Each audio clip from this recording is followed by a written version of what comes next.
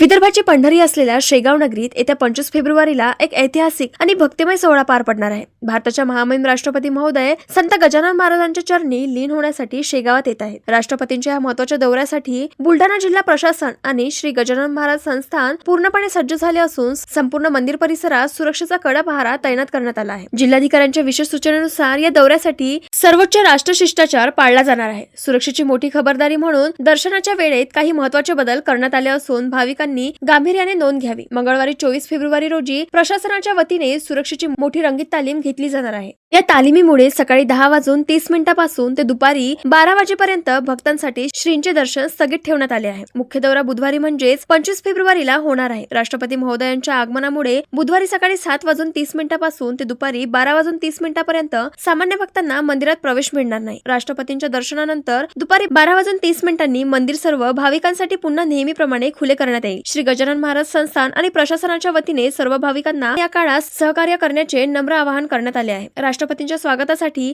आता अवघी शेगाव नगरी सज्ज झाली असून सुरक्षेचे सर्व नियम पाळले जात आहेत.